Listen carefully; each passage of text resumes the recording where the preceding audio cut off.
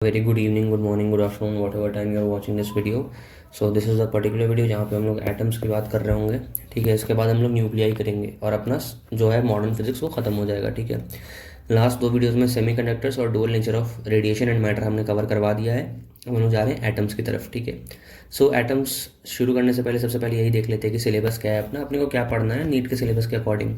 सबसे पहले अपने को पढ़ना अल्फा पार्टिकल का स्कैटरिंग एक्सपेरिमेंट। ठीक है, रदरफोर्ड का क्या मॉडल था एटम का, बोर का क्या मॉडल था, एनर्जी लेवल्स क्या होते हैं और हाइड्रोजन का स्पेक्ट्रम कैसा होता है। ठीक है, ये सारी चीज़ें करनी है। अब जो भी मैं इसमें पढ़ाऊँगा एक बार फिर से मैं रिमाइंडर दे दूँ हर लेक्चर की तरह। I am not going to teach you एक एक लाइन, एक एक कॉन्सेप्ट, एक एक चीज़। I am just going to highlight the theoretical part of the lecture, जो कि इंपॉर्टेंट होता है, जो कि जनरली क्लास नोट्स में नहीं पढ़ा जाता, जो कि मिस हो जाता है। तो I am going to tell you those things only जो जो इंपॉर्टेंट है, जो जो रेलिवेंट है एनसीईआरटी से, जिसके क्वेश्चन बन सकते हैं और बाकी कोई नहीं कर पाएगा।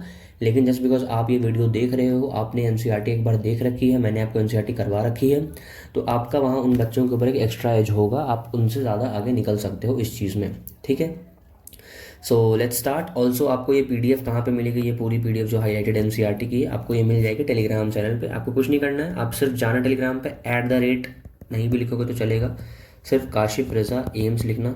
ठीक है, और उस टेलीग्राम चैनल को ज्वाइन कर लेना। ठीक है, उसको ज्वाइन करोगे वहाँ पे तुम्हारा ये पीडीएफ पड़ा हुआ होगा, वहाँ से जाकर के आप डाउनलोड कर सकते हो और इसको आराम से बैठ के पढ़ सकते हो। ठीक है, so without any further ado let's start the video. ठीक है, सबसे पहला इंट्रो पार्ट है, सो यहाँ से शुरू करते हैं। ओके, तो यहाँ पे ये दे रखा है। सबसे पहले देखो इसमें कुछ चीज़ें हैं जो आपको ध्यान रखनी है बस। जैसे कि सपोज मान लो ये जे थॉमसन के बारे में, तो जे थॉमसन ने ये बोला था कि पॉजिटिव चार्ज जो होता है वो यूनिफॉर्मली डिस्ट्रीब्यूटेड होता है पूरे में। ठीक है, और नेगेटिवली चार्ज जो होता है उसके अंदर एम्बेडेड होता है सीड्स के तरह। जैसे अपने वाटरमेलन होता है ना, तरबूज, उसके अंदर क्या होता है, ऐसे वाटरमेलन रहता है, उसके अंदर छोटे छोटे छोटे छोटे सीड्स रहते हैं और वो पूरे में फैला हुआ रहता है पॉजिटिव चार्ज, और निगेटिव निगेटिव ऐसे रहता है। तो बस ये वाटर मॉडल था, I am sorry watermelon model था, और इसको हम लोग प्लम पुडिंग मॉडल भी कहते थे। ठीक है, ये बातें आप 11th क्लास के उसमें भी पढ़ कर आते हो, जब आप एटम चैप्टर पढ़ते हो वहाँ पे एटॉमिक स्ट्रक्चर केमिस्ट्री में भी। ठीक है, तो इसमें ऐसा बहुत ज़्यादा इंफेसिस देने की जरूरत नहीं है। कुछ इंपॉर्टेंट चीज़ें देखो क्या लिखा हुआ है। कंडेंस्ड मैटर जो कि तुम्हारा सॉलिड हो गया, लिक्विड हो गया, और डेंस गैसेस। डेंस गैसेस क्यों क्या है, क्योंकि अपने को चाहिए कंडेंस चीज़। ठीक है, एट ऑल टेम्परेचर, ये भी नहीं कह रहे हैं कि कम टेम्परेचर या ज़्यादा टेम्परेचर, सारे टेम्परेचर्स पे इलेक्ट्रोमैग्नेटिक रेडिएशन एमिट करता है, जिसमें कंटिन्यूस वो जो रेडिएशन है उसके अंदर पूरा डिस्ट्रीब्यूशन है अलग अलग वेवलेंथ्स का, है ना, दो विथ डिफरेंट इंटेंसिटीज। ठीक है, और रेडिएशन क्यों होता है, due to oscillation of atoms and molecules. ठीक है, ये रेडिएशन होता है इससे। ऑन द अदर हैंड, ठीक है, light emitted from a rarefied gas, मतलब जो रेयर गैसेस होते हैं, हीटेड इन अ फ्लेम, या फिर उसको इलेक्ट्रिकली एक्साइट जब करते हो ग्लो ट्यूब में, उसमें कुछ सर्टेन डिस्क्रीट वेवलेंसी होते हैं, तभी तो अपने को क्या होता है, कलर शो होता है ना उसका। जैसे मान लो जो आर्गन गैस होता है, उसको जब तुम यूज़ करते हो उसके अंदर वो गैस वाला जो हम लोग पढ़ते थे, ये वाला चेम्बर के अंदर जो हम लोग करते हैं, तो उसके अंदर वो अलग कलर देता है, वो अलग कलर देता है। तो इस तरीके से अपने को ये चीज़ देखनी है।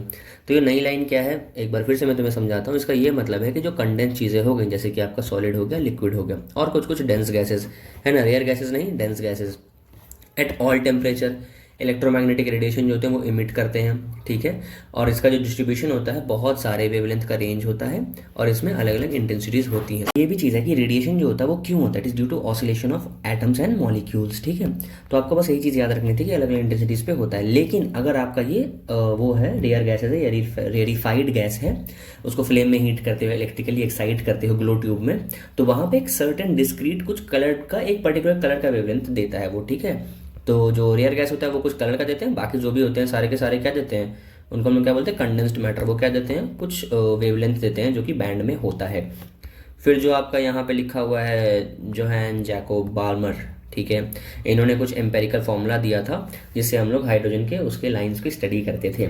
रदरफोर्ड जे थॉमसन का स्टूडेंट था, जो कि अल्फा पार्टिकल के बारे में बताया था। ठीक है, एटॉमिक स्ट्रक्चर के बारे में इसने बताया था। अब देखो रदरफोर्ड ने चीज़ें करी थी, लेकिन जो एक्सपेरिमेंट करा था रदरफोर्ड ने, उसको बाद में किसने करा था, जीजर ने और मार्सडेन ने। ठीक है, मार्सडेन एंड जीजर मार्सडेन एक्सपेरिमेंट भी कहते हैं। तो बेसिकली जब देखोगे ये वाला एक्सपेरिमेंट तो रदरफोर्ड का था, लेकिन यहाँ क्या लिखा हो, जीजर मार्सडेन स्कैटरिंग एक्सपेरिमेंट। ठीक है, तो बाद में जब इन्होंने करा था तो उन्होंने थोड़ा अच्छे से करा था, इसलिए उनके नाम पर ये एक्सपेरिमेंट पड़ गया।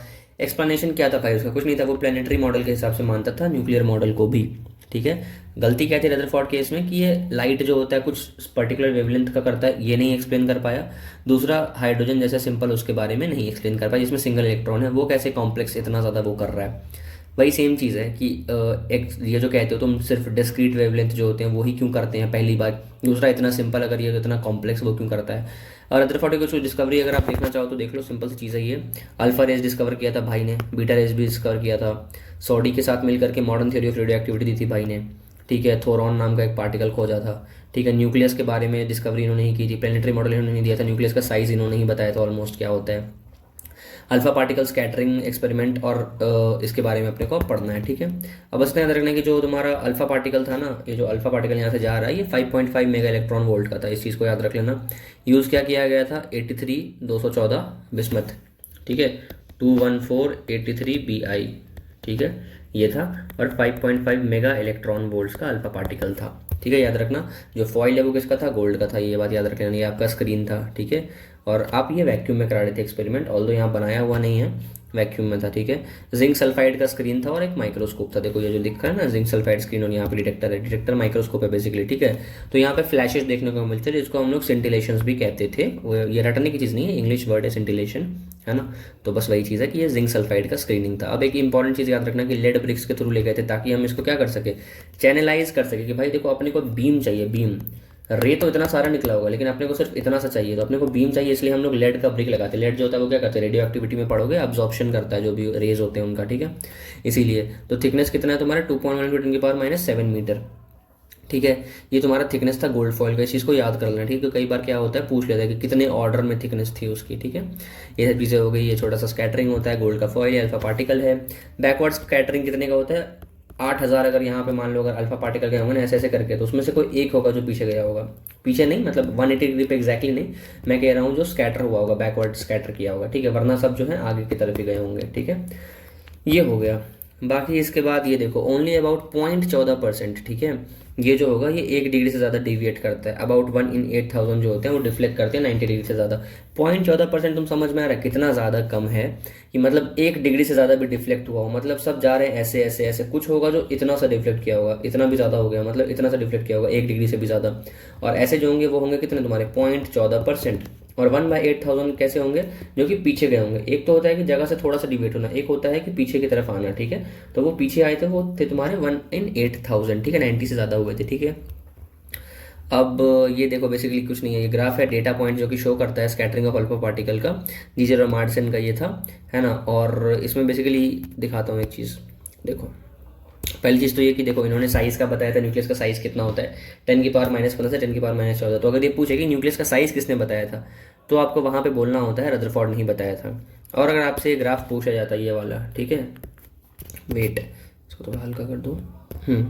अगर आपसे ग्राफ पूछ लिया जाता है, ये फिगर जो दे रखा है ये किसने, जीजर मार्सन का एक्सपेरिमेंट था और ये डेटा पॉइंट से इस तरीके का ग्राफ बनता है। तो अगर कभी एग्जाम में मान लो आ जाता है स्कैटरिंग एंगल का और तुम्हारे नंबर ऑफ स्कैटर्ड पार्टिकल्स का जो ग्राफ है वो कैसा बनेगा, तो इसमें ये बना देना, ठीक है। एंड ये अगर आ जाता है तो बहुत सारे लोगों को नहीं पता होगा ग्राफ कैसा बनता है, ठीक है। तो इसको अच्छे से एक बार तुम लोग याद कर लेना, ठीक है। इसको देख लेना कि ग्राफ कैसा बनता है, ऐसा बनता है सिंपल, ठीक है, रेक्टेंगुलर हाइपरबोला काइंड ऑफ, ठीक है। और ये देख लेना कि 180 डिग्री पे कितने कम पार्टिकल स्कैटर हो रहे हैं, ठीक है। वही सेम चीज़ है, यही बताई गई है, ठीक। ये हो गया सॉलिड कर्व, वही सेम चीज़ प्रिडिक्शन उसका आया था। अब देखो होता क्या है कि जो तुम्हारा गोल्ड का जो न्यूक्लियस होता है वो 50 टाइम भारी होता है अल्फा से। तो मान लो अगर अल्फा से टकराया भी होगा ना तो अल्फा खुद ही डिविएट हुआ होगा, गोल्ड पार्टिकल को, ऐसा नहीं कि पार्टिकल को हिला के रख दिया होगा, ठीक है।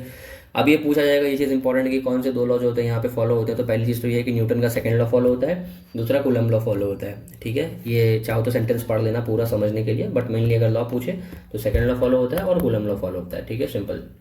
अब ये वाला फॉर्मूला तो तुमको पता ही होगा कैसे फोर्स निकालते हैं, वही K(Q1 Q2/r²) है। यहाँ पे जो Q1 है वो अल्फा पार्टिकल तो इसलिए 2 ही लिखा हुआ है, और सामने कोई भी जैसे गोल्ड है तो गोल्ड का एटॉमिक नंबर डालेंगे, जो भी होता है उसका एटॉमिक नंबर डालेंगे, जो भी फॉइल होता है उसके हिसाब से, ठीक है। अब बात करते हैं अल्फा पार्टिकल की ट्रेजेक्टरी। ट्रेजेक्टरी किस पर डिपेंड करता है, अगर ये बात पूछ लिया गया तो बिल्कुल एकदम आंख बंद करके जवाब देना, बी पे डिपेंड करता है। बी क्या होता है, बी होता है तुम्हारा इम्पैक्ट पैरामीटर, ठीक है। इम्पैक्ट पैरामीटर क्या होता है, वो परपेंडिकुलर डिस्टेंस किसका, इनिशियल वेलोसिटी जो वेक्टर होता है आपका, उससे मान लीजिए आपका जो ये है, ये मान लीजिए जाना इधर से शुरू हुआ है, ठीक है, इनिशियल वेलोसिटी वेक्टर ये था, ठीक है। फिर उसके बाद क्या होता है initial velocity vector of alpha particle from the centre of the nucleus, ठीक है, न्यूक्लियस का सेंटर पे कुछ था और ये इनिशियल वेलोसिटी का वेक्टर था इस तरफ, तो उनके बीच का जो स्पेस होता है उसको हम लोग कहते हैं इम्पैक्ट पैरामीटर, ठीक है। ये ट्रैजेक्टरी होता है, ये कुछ ऐसा जिसमें याद करने की चीज़ नहीं है, सिर्फ तुमको इतना याद रखना है कि जो इम्पैक्ट पैरामीटर, अगर तुमसे गलती से पूछ लिया कि इम्पैक्ट पैरामीटर बता दो दोस्त, इम्पैक्ट पैरामीटर क्या होता है, सिंपली बोलना होता है वो perpendicular distance initial velocity vector और न्यूक्लियस का सेंटर में जो लाइन जाती है उसके बीच में, ठीक है, उसको हम लोग कहते हैं इम्पैक्ट पैरामीटर, ठीक। ये है कि सारे पार्टिकल्स के पास नियरली सेम काइनेटिक एनर्जी होती है। ये देखा जाता है कि अल्फा पार्टिकल जो कि न्यूक्लियस के पास पास में है, जिसका इम्पैक्ट पैरामीटर क्या होगा, छोटा होगा। हर एक लाइन का इम्पैक्ट पैरामीटर अलग होगा ना। मान लो हम लोग इस लाइन को देख रहे हैं तो उसका इम्पैक्ट पैरामीटर सेंटर से कितना होगा, इतना होगा, इसका कितना होगा, इतना होगा, इसका कितना होगा, इतना होगा, इस हिसाब से होता है, ठीक है। ये हो गया। तो जो इसका छोटा इम्पैक्ट पैरामीटर होगा, मतलब जो न्यूक्लियस के पास में होगा, वो क्या होगा, वो लार्ज स्कैटरिंग वो होता है, ठीक है, क्योंकि भाई ज़्यादा चांस है ना कि टकराएगा बिल्कुल ऐसा, है ना। और इम्पैक्ट पैरामीटर मिनिमम होता है। अल्फा पार्टिकल रिबाउंड कर जाता है। मिनिमम कब होगा, जब अल्फा पार्टिकल बिल्कुल टकराया और वापस यहीं लौट गया, तो पैरामीटर कितना हो जाएगा, डिस्टेंस कितना हुआ, 0 हो गया ना। तो थीटा क्या दे रखा है, थीटा इज इक्वल टू है, नहीं ये क्या है, अप्रॉक्सीमेटली इक्वल टू 180 डिग्री है, तो मतलब 179 और 181 हो तो चल जाएगा, ठीक है। अनडिविएटेड कब होता है, ज़्यादातर यही होते हैं अनडिविएटेड, जिसमें लार्ज इंपैक्ट पैरामीटर, तो डिविएशन ही नहीं हुआ, सीधे का सीधा चला गया, ठीक है। थीटा इक्वल टू 0 डिग्री, जैसे कि ये वाला हो गया। इंपैक्ट पैरामीटर इतना बड़ा, इतना दूर है कि कोई फर्क ही नहीं पड़ा, ठीक है। तो बस वही सब चीज़ें, इसको देख लेना, ठीक है। अब इम्पैक्ट पैरामीटर का जो रदरफोर्ड स्कैटरिंग जो होता है, it is a powerful way to determine the upper limit to the size of nucleus बताने के लिए वगैरह वगैरह। अब ये एग्जांपल है, यहाँ पे ये पूछ रहा है कि एक बात बताओ, अगर ये जो मॉडल है तुम्हारा ये अर्थ की तरह ही है, जैसे सन वो करता है, तो अगर डायमेंशन जो हो गया वो सेम हो गया, तो अर्थ जो होगा वो पास होगा सन से या फिर दूर होगा। मतलब समझो क्या कह रहा है क्वेश्चन में, क्वेश्चन ये कह रहा है कि अगर मान लो आपका ये है सन, ये है आपका अर्थ, ठीक है, सन और अर्थ के बीच की दूरी इतनी है। अगर हम लोग एटम में मान लेते हैं कि एटम का जो न्यूक्लियस है वो यहाँ पर है और इलेक्ट्रॉन जो है वो यहाँ पर है, ठीक है। अगर इनका जो रेशियो है वही सेम रेशियो अगर हम लोग यहाँ अप्लाई कर देते हैं तो अर्थ पास होगा या दूर होगा। सिंपल देख लो ना किसका कितना रेशियो है। अगर ये चीज़, ये डिस्टेंस जो है वो इससे 100 गुना ज़्यादा बड़ी है तो ये डिस्टेंस 100 गुना और ज़्यादा होती। अगर ये डिस्टेंस 100 गुना ज़्यादा छोटी है तो डिस्टेंस और 100 गुना छोटा होता, ठीक है। तो सेम अगर आंसर देखोगे तो उस हिसाब से अगर होता ना, तो सन जो है अर्थ से बहुत ज़्यादा दूर होता, मेनली 100 टाइम्स ज़्यादा होता, ठीक है। और पूरे एक्सप्लेनेशन के लिए इसको पढ़ लेना, समझ में आ जाएगा। सिंपली देखो, तुमसे एग्जाम में अगर आ गया तो ये क्वेश्चन आएगा कि बता दो लार्ज होगा ये होगा, आंसर यहाँ पे लिखा हुआ है, इसको चाहो रट लो, समझना चाहो तो एक बार इसको रीडिंग लगा लेना। पीडीएफ टेलीग्राम पे डल जाएगा, kashifrazaim@the rate पे जाकर देख लेना, ठीक है। फिर बाकी कुछ नहीं है, बाकी ये क्वेश्चन है, इसको सॉल्व कर लेना, एमसीक्यू टाइप का है, ठीक है, लंबा सा है, बस थोड़ा एक्सप्लेनेशन है, उसको पढ़ लेना, ठीक है। अब इसके बाद एक चीज़, हाँ ये चीज़ तुम्हें पता ही होगी आई होप। तो टोटल एनर्जी जो होता है इलेक्ट्रॉन का, जो टोटल एनर्जी होता है, के की बात नहीं हो रही है, पी की बात नहीं हो रही है, हम बात कर रहे हैं टी की बात। टोटल एनर्जी निगेटिव होता है। तो निगेटिव टोटल एनर्जी क्या सिग्निफाई करता है, ये सिग्निफाई करता है कि भाई वो किसी चीज़ से बाउंड है। जैसे निगेटिव चीज़ हो गई, हम लोग उसको ऐसे याद करते हैं कि देखो निगेटिव चीज़ मतलब लोन होता है, तो लोन पेयर लेता है इलेक्ट्रॉन, तो उसके ऊपर निगेटिव चार्ज आता है। तो कोई चीज़ निगेटिव है ना, तो अगर किसी ने लोन ले रखा है तो वो इंसान बंधा हुआ है ना किसी चीज़ में, वो बाउंड है। तो वही निगेटिव एनर्जी का मतलब होता है कि वो इंसान किसी चीज़ में बाउंडेड है। तो वही इलेक्ट्रॉन और न्यूक्लियस के बीच का वो दिखाता है, ठीक है। इसका ये मतलब कि इलेक्ट्रॉन न्यूक्लियस से बंधा हुआ है। सवाल आ गया, मान लो कि टोटल एनर्जी ऑफ इलेक्ट्रॉन है, मान लो असर्शन रीजन, जो तुम कहते हो कि भाई असर्शन रीजन आ गया तो क्या करेंगे, यही असर्शन रीजन है, कुछ नहीं है, कह देगा टोटल एनर्जी इज निगेटिव, ठीक है। दूसरा रीजन है कि इलेक्ट्रॉन जो होता है वो बाउंड होता है टू न्यूक्लियस। अब बताओ इसका क्या होगा आंसर, कुछ नहीं होगा। असर्शन भी ठीक है, रीजन भी ठीक है, और रीजन इसी का एक्सप्लेनेशन है। कैसे सॉल्व करते हैं, ऐसे टोटल एनर्जी इज निगेटिव, कभी क्वेश्चन रीजन सॉल्व करना हो कुछ मत करो, यहाँ लगा दो because total energy is negative because electron is bound to nucleus, यही तो हो गया। तो इसीलिए असर्शन रीजन दोनों सही है और उसका वो है, ठीक है। तो कहीं ना कहीं मैंने तुमको असर्शन रीजन पोटेंशियल ये भी बता दिया, ठीक है। तो इस तरीके से खुद बना लिया करो असर्शन रीजन और खुद देख लिया करो, ये भी न्यूमेरिकल इसको सॉल्व कर लेना, ठीक है। स्पेक्ट्रम की बात करते हैं तो हम लोग एमिशन लाइन स्पेक्ट्रा को पढ़ते हैं। ये फिंगरप्रिंट की तरह होता है, गैस के फिंगरप्रिंट है बेसिकली, कौन सा रे एमिट करता है, क्या करता है ना। वाइट लाइट को जब पास करते हो गैस के तो डार्क लाइंस देता है, जो डार्क लाइंस होता है वो एब्जॉर्ब्ड लाइंस शो करता है, ठीक है। एब्जॉर्प्शन स्पेक्ट्रम होता है जो डार्क लाइन होता है, और जो एमिशन स्पेक्ट्रम होता है वो ब्राइट लाइंस देता है। सिंपल। बोर के मॉडल में देखो यहाँ पे कुछ लिखा रखा है कि क्लासिकल इलेक्ट्रोमैग्नेटिक थ्योरी के अकॉर्डिंग, हाँ अगर कोई एक्सेलरेटेड पार्टिकल है तो वो इलेक्ट्रोमैग्नेटिक वेव्स के फॉर्म में वो चीज़ एमिट करेगा, ठीक है। खुद बताओ, हम लोग पढ़ते हैं ना कि आपका ये मैग्नेटिक फील्ड होता है, एक आपका इलेक्ट्रिकल फील्ड होता है। तो इलेक्ट्रोमैग्नेटिक के अंदर इलेक्ट्रो भी होगा और मैग्नेटिक भी होगा। तो कोई चार्ज पार्टिकल है, मान लो चार्ज क्यू है और वो किसी एक्सेलरेशन ए से जा रहा है, तो वो दोनों चीज़ करेगा। एक तो मतलब इलेक्ट्रिक फील्ड भी होगा उसका, और तुम्हारा ये भी होगा मैग्नेटिक फील्ड भी होगा, क्योंकि मैग्नेटिज्म आता ही वैसे मोशन से, ठीक है। ये आपने मैग्नेटिज्म में पढ़ रखा होगा। तो सिंपल सी बात है, अगर मान लो ये गोल गोल गोल गोल घूम रहा है तो उसकी एनर्जी घट रही होगी, घट रही होगी। एक टाइम के बाद वो आते आते आते न्यूक्लियस में फॉल कर जाएगा तो स्पाइरल कर जाएगा। तो वही सेम चीज़ लिखी हुई है, घूमते घूमते एनर्जी एक टाइम पर डिक्रीज कर जाएगी, तो वो स्पाइरल कर जाएगा। स्पाइरल मतलब ऐसा ऐसा ऐसा ऐसा करके लास्ट में जाकर के न्यूक्लियस में ही जाके मिल गया, ठीक है। तो इसलिए कहा जाता है कि उस हिसाब से तो कुछ स्टेबल होना ही नहीं चाहिए, फिर स्टेबिलिटी कैसे आती है, ठीक है। फिर उसके बाद दूसरी बात ये भी है कि हाँ, ये लाइन इंपॉर्टेंट है, इसी से तुम्हारा डी ब्रॉगली हाइपोथेसिस जो था, या de Broglie whatever you say, वो आता है। Frequency of the electromagnetic waves emitted by the revolving electrons is equal to the frequency of revolution. जो फ्रीक्वेंसी जो है ना, वेव जो इमिट कर रहा है वो वही फ्रीक्वेंसी रिवॉल्यूशन की होती है। मान लो वेव की फ्रीक्वेंसी इतनी थी, ठीक है, ऐसे मान लो 4 वेव बना, तो 4 वेव बना, नंबर ऑफ वेव्स तुम्हारे 4 निकले, तो यही रिवॉल्यूशन की भी फ्रीक्वेंसी उतनी ही होती है, 4 बार वो किया होगा। इस तरीके से देखते हैं, आगे समझ में आएगी चीज़ तुमको, ठीक है। और याद रखना कि ये कंटिन्यूस स्पेक्ट्रम करेगा in contradiction to line spectrum. बस एक चीज़ थी, बोर के बारे में ये दे रखा था कि इन्होंने हाइड्रोजन स्पेक्ट्रम को एक्सप्लेन करा था, fission based on liquid drop model of nucleus के बारे में बताया था, ठीक है, कॉम्प्लीमेंट्री प्रिंसिपल के बारे में बताया था। ये सब इंपॉर्टेंट नहीं है उतना, है ना, ओके, ठीक है। और बाकी अगर तुमको इस लाइन को समझना है तो देखो, कुछ एज सच इसमें हैवी बात नहीं लिखी हुई है, सिंपल इतना लिखा हुआ है कि मान लो इलेक्ट्रॉन जब स्पाइरल कर रहा होगा तो एंगुलर वेलोसिटी बदल रही होगी हर स्टेप पे, ठीक। तो वही चीज़ है कि जब ये स्पाइरल कर रहा होगा, यहाँ पे अंदर जा रहा होगा, तो इसका ये मतलब होता है कि इसका एंगुलर वेलोसिटी जो है वो चेंज हो रहा होगा कंटिन्यूसली। तो एंगुलर वेलोसिटी ओमेगा होता है, जब ओमेगा चेंज होता है तो तुम्हारी फ्रीक्वेंसी भी चेंज होती है, ठीक है। फ्रीक्वेंसी और ओमेगा के बीच का रिलेशन होता है, hope you might be knowing it, 2 पाई करके जो निकलता है, ठीक है, 2 पाई एफ होता है ओमेगा इक्वल टू, ठीक है। And hence frequency would change continuously, तो फ्रीक्वेंसी बदल रहा होगा बार बार। जब फ्रीक्वेंसी इसका खुद का बदलेगा तो लाइट जो इमिट कर रहा है उसका भी तो फ्रीक्वेंसी बार बार चेंज होगा ना, तो इससे कंटिन्यूस स्पेक्ट्रम होगा अलग अलग वैरायटी का। लेकिन अपने को तो लाइन दिखता है, एक सीधी लाइन दिखती है ऐसे करके जो हम लोग बनाते हैं, तो अपने को वही नहीं एक्सप्लेन कर पाया था बोर, यही यहाँ पे गलती हो गई थी। ये कह रखा है कि एक्सीलरेटेड एटॉमिक इलेक्ट्रॉन जो होता है स्पाइरल कर जाएगा जैसे जैसे एनर्जी लूज करेगा, सिंपल सी बात है, वही दे रखा है, कुछ एक्स्ट्रा नहीं है। फिर से एक एग्जाम्पल, इसको सॉल्व कर लीजिएगा। वही सेम चीज़ है जो मैंने बताया था कि जो फ्रीक्वेंसी रिवॉल्यूशन का होता है वही फ्रीक्वेंसी होता है कितना वो किया है, ठीक है, मतलब कितने वेव्स बनते हैं, ठीक है। बोर के कितने पॉस्टुलेट थे, किसी कोई पूछ ले आपसे तो कितने बोलेंगे आप, बोलना आप 3 पॉस्टुलेट्स होते हैं, ठीक है। बोर का जो पहला पॉस्टुलेट था वो ये कहता है कि इलेक्ट्रॉन जो होता है वो कुछ स्टेबल ऑर्बिट के अंदर रिवॉल्व करता है बिना कोई एनर्जी इमिट किए हुए, तो डिफाइन स्टेबल स्टेट होते हैं उसी के अंदर रहता है। स्टेबल स्टेट बार बार स्टेबल क्यों यूज़ करें, क्योंकि देखो ऐसे अगर क्लासिकल देखा जाए ना थ्योरी, उस हिसाब से तो भाई स्पाइरल कर जाना चाहिए, लेकिन नहीं कर रहा है क्योंकि स्टेबल है शेल, उसी के अंदर बार बार वो घूम रहा है, ठीक। तो कुछ टोटल एनर्जी जो होती है वो डेफिनेट होती है कुछ, ठीक है, और इसको हम लोग स्टेशनरी स्टेट कहते हैं, सॉरी, ठीक है। सेकंड पॉस्टुलेट क्या कहता है कि ये स्टेबल ऑर्बिट्स को जो है इसको डिफाइन करता है कि है क्या भाई, ये बेसिकली इंटीग्रल मल्टीपल होता है h/2 का, ठीक है, प्लैंक्स कांस्टेंट h होता है जिसकी वैल्यू ये होती है। तो ओवरऑल कहने का ये मतलब था, जो दूसरा पॉस्टुलेट था वो ये था कि भैया एंगुलर मोमेंटम जो है वो क्वांटाइज्ड है। एंगुलर मोमेंटम को ही क्यों चूज़ किया, इस बारे में हम लोग आगे पढ़ेंगे, ये आपके उसमें दे रखा है पॉइंट्स टू पॉइंटर वाले पार्ट में, ठीक है। तीसरा पॉस्टुलेट क्या था कि इलेक्ट्रॉन जो है ट्रांजिशन कर सकता है, ठीक है, एक ऑर्बिट से दूसरे ऑर्बिट में। जब करता है तो उसे उतने एनर्जी का एक फोटोन निकलता है और वहाँ से अपने को कुछ वो देखने को मिलता है, स्पेक्ट्रम देखने को मिलता है, ठीक है। जो फ्रीक्वेंसी है कैसे निकालते हैं, ऐसा फॉर्मूला आपके टीचर ने नोट्स में लिखवा रखा होगा, दैट्स वाई इंपॉर्टेंट नहीं है। फिर से नेगेटिव क्यों होता है, बिकॉज वो बाउंड है, दिखा है ना नेगेटिव साइन जो आ रहा है यहाँ पे, वो क्यों आ रहा है, बिकॉज दिखा रहा है कि वो बाउंड है, ठीक है। एनर्जी लेवल्स की बात करते हैं, देखो जो लीस्ट एनर्जी लेवल जो होता है, ठीक है, लार्जेस्ट नेगेटिव वैल्यू जो होता है वो कब होता है, जब वो तुम्हारे न्यूक्लियस के सबसे पास हो, यानी कि तुम्हारा n=1 में। तो सबसे कम एनर्जी कब होगी, जब वो न्यूक्लियस के पास होगा, तो सबसे कम एनर्जी होगा, मतलब वो बाउंडेड है ना भाई, जितना ज़्यादा बाउंडेड, जितना ज़्यादा पास होगा उसके, जितना ज़्यादा अट्रैक्टिव होगा, उतना ज़्यादा वो बाउंडेड है उसे, उतनी ज़्यादा उसकी एनर्जी निगेटिव होगी, -13.6 होगी।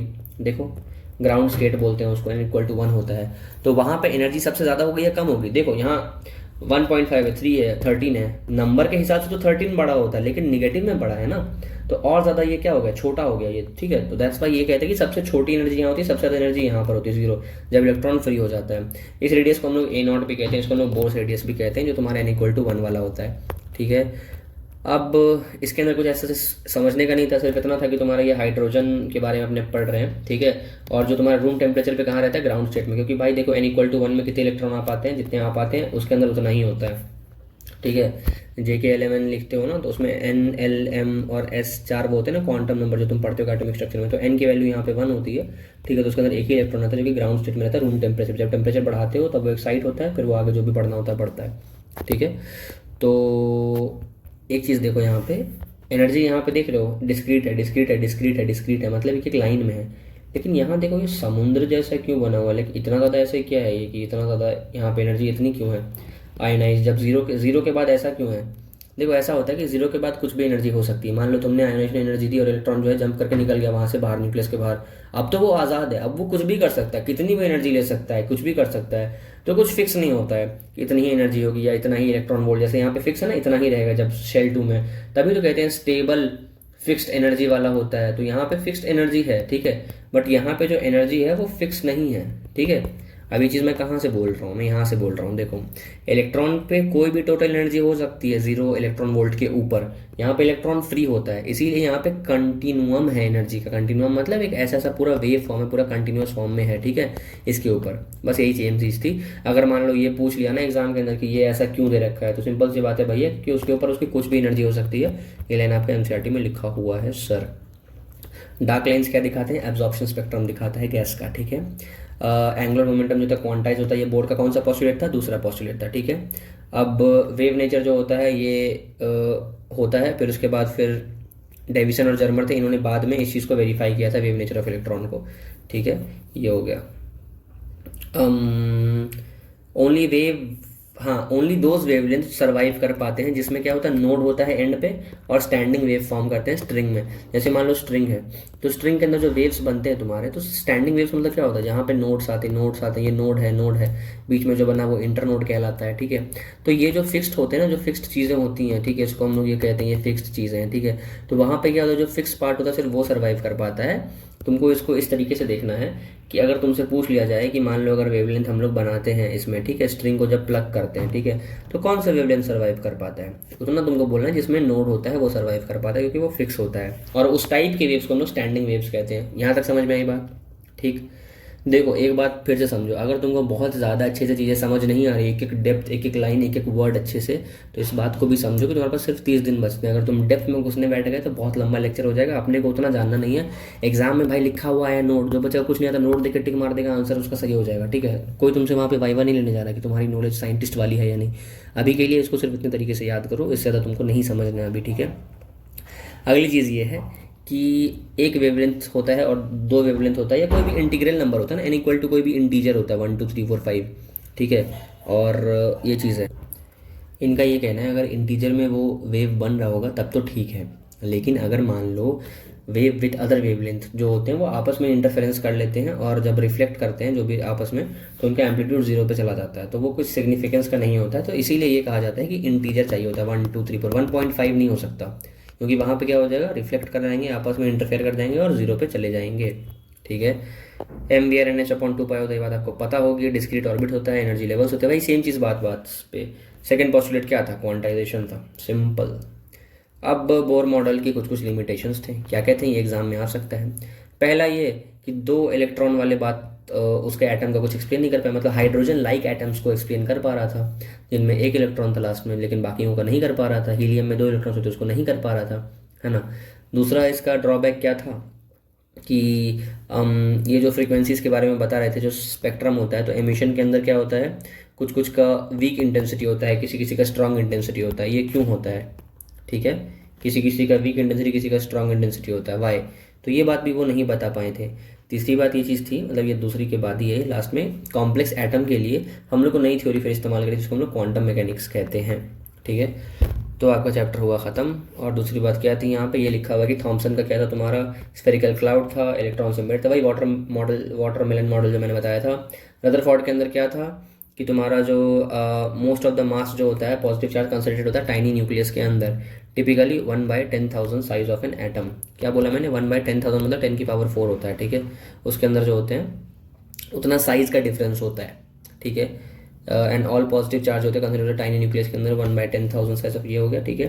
बाकी फिर वही सेम चीज़ है कि स्टेबिलिटी ऑफ मैटर को कॉन्ट्राडिक्ट करता है रदरफोर्ड का वो, ठीक है। कैसे कॉन्ट्राडिक्ट करता है हम लोग आगे अभी देखेंगे, ठीक है। इंटीग्रल मल्टीपल होता है, स्टेबल ऑर्बिट होता है, क्वांटाइजेशन दूसरा लॉ था, ठीक है। फिर जो ट्रांजिशन करता है एक स्टेट से दूसरे स्टेट में, वहाँ से फिर फोटोन एमिट करता है, ये था, ठीक है। स्टैंडिंग वेव्स जो होता है उसकी बात हमने की थी। ऑर्बिट जो होते हैं वो करस्पॉन्ड करते हैं सर्कुलर स्टैंडिंग वेव्स। अच्छा एक चीज़ रह गया पीछे, वेट देखो, ये चीज़ था ना कि ये स्टैंडिंग वेव है, दिखा रखा सर्कुलर ऑर्बिट में, यहाँ पे 4 डीब्रॉय वेवलेंथ फिट हो गए सर्कमफेरेंस में, ठीक है। यहाँ पे 4 वेवलेंथ फिट हुआ, मतलब एक वेवलेंथ यहाँ से यहाँ कंप्लीट हो गई, चलना शुरू यहाँ से किया था और यहीं पे वापस आ गया उसी फेज में, है ना। एक ये हो गया, 2 ये हो गया, 3 ये हो गया, 4 ये हो गया, तो 4 वेव फिट हुए। तो यहाँ पे सिंपल सी बात है, उसका जो वो होगा वैल्यू फ्रीक्वेंसी का वो भी 4 हो जाएगा। इस तरीके से होता है, ठीक है। पॉइंट्स टू पॉन्डर, ये देखो इस जहाँ जहाँ स्टार लगा रखा है वो सब चीज़ें इंपॉर्टेंट है। थॉमसन और रदरफोर्ड जो था, इन दोनों अनस्टेबल सिस्टम है। थॉमसन जो है वो इलेक्ट्रोस्टैटिकली अनस्टेबल है और रदरफोर्ड इलेक्ट्रोमैग्नेटिकली मतलब रेडिएशन इमिट करता है, इस वजह से वो अनस्टेबल है। तो ये ध्यान रखना कौन किस वजह से है। ठीक, आगे बढ़ते हैं। अब ये बताओ कि ये जो था सेकंड जो पॉस्टुलेट था बोर का कि क्वांटाइजेशन होता है एंगुलर मोमेंटम का, तो उसी का क्वांटाइजेशन क्यों किया आपने? ठीक है, आपने उसी का क्वांटाइजेशन क्यों किया? आप बाकी चीज़ को भी तो क्वांटाइज कर सकते थे, बता सकते थे कि ये भी होता है वो भी होता है, लेकिन आपने इसी को क्यों चूज़ किया? इसका सिंपल सी बात है, रीज़न है कि जो h है ना, h=h/2π जो होता है उसके मल्टीपल में होना चाहिए। तो जो h है और इसका डायमेंशन है वो सेम है, क्योंकि 2π का तो भाई कुछ डायमेंशन होता नहीं है, तो दोनों का डायमेंशन क्या होगा? सेम होगा। ठीक है, जो आपका फॉर्मूला है L=h/2π, मतलब उसके इंटीजर के हिसाब से होना चाहिए, NH/2π होना चाहिए। तो बेसिकली इसके डायमेंशन खुद एंगुलर मोमेंटम के बराबर है। पूछेगा तो आंसर सिंपल सी बात है, डायमेंशन टिक मारोगे सर्कुलर ऑर्बिट्स के लिए। ठीक है, तो इसीलिए एंगुलर मोमेंटम बहुत रिलेवेंट क्वांटिटी बन जाता है। ठीक है, दूसरी बात क्या है कि ऑर्बिटल पिक्चर जो है इसके अंदर ये इनकंसिस्टेंट था विद द अनसर्टेनिटी प्रिंसिपल जो हम लोग पढ़ते हैं। सो ओवरऑल यही था कि इनकंसिस्टेंट था अनसर्टेनिटी प्रिंसिपल के साथ जो हम लोग पढ़ते हैं एटॉमिक स्ट्रक्चर में। तो अलग अलग रीजन में पाए जाने की प्रोबेबिलिटी होती है, ये नहीं है कि यहीं पे मिल गया यहीं पे मिल गया, तो अलग अलग प्रोबेबिलिटी होती है। ओके, अब अगली चीज़ ये है कि जो इलेक्ट्रॉन का जो फोर्स होता है वो कंपैरेबल होता है इलेक्ट्रॉन न्यूक्लियस के फोर्स के हिसाब से। ठीक है, बिकॉज चार्ज और डिस्टेंस सेम होता है। तो ये जो चौथा वाला पॉइंट है ये कहना चाह रहा है कि जो प्लेनेटरी मॉडल था ना प्लेनेट वाला, जैसे मान लो ये सन है, ये अर्थ है, इनके बीच का जो वो डिस्टेंस होता है और अलग अलग डिस्टेंस होता है। तो कहने की बात ये है कि जो आपस में मान लो अर्थ है और यहाँ मान लो मार्स है, इनके बीच का जो फोर्स है, इनके बीच का जो फोर्स है वो बहुत फर्क है। ये force it is way way way greater than this force. ठीक है, बट यहाँ पे क्या है कि जो इलेक्ट्रॉन के बीच का है और जो इलेक्ट्रॉन न्यूक्लियस के बीच का ये ऑलमोस्ट सेम ही होता है। ठीक है, क्योंकि चार्ज अगर देखो तो +1 का इलेक्ट्रॉन पे सॉरी प्रोटॉन पे होता है या न्यूक्लियस पे होता है और इस पे -1 का होता है। ठीक है, तो आपस में अगर देखो ना एक एक की बात अगर करते हैं तो वो कंपेरेबल होता है। क्या लिखा है, इसको पूरा पढ़ लो।